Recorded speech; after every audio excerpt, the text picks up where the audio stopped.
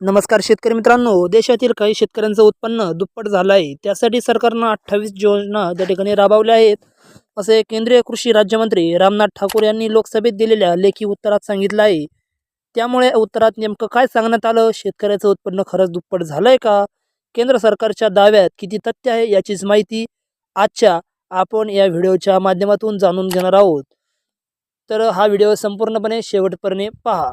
तर देशाचे पंतप्रधान नरेंद्र मोदी यांनी 2016मध्ये 2022पर्यंत शेतकऱ्यांचे उत्पन्न दुप्पट करण्याचे आश्वासन दिले होते, परंतु प्रत्यक्षात तसे घडले नाही.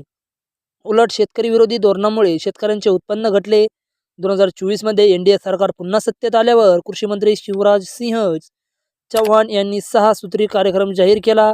संसदेच्या अधिवेशनात शेतकऱ्यांच्या उत्पन्नाबाबत प्रश्न विचारण्यात देखील आला, मात्र ताजी आकडेवारी उपलब्ध नसल्याचे उत्तर देण्यात आले. सरकारने कृषी क्षेत्रासाठी तरतूद वाढवल्याचा दावाही केला, पण प्रत्यक्षात एकूण अर्थसंकल्पात याचा वाटा कमी झाला आहे. आयात निर्यात धोरणामुळे शेतकऱ्यांची आर्थिक कोंडी झाली असून सरकार अजूनही PM किसान योजनेला प्राधान्य देत आहे. वास्तविक केंद्राच्या वार्षिक 6,000 रुपयामुळे शेतकऱ्यांचे उत्पन्न दुप्पट होईल दावा अवास्तव ठरत आहे. तर असे त्या ठिकाणी बोलताना ते म्हणाले.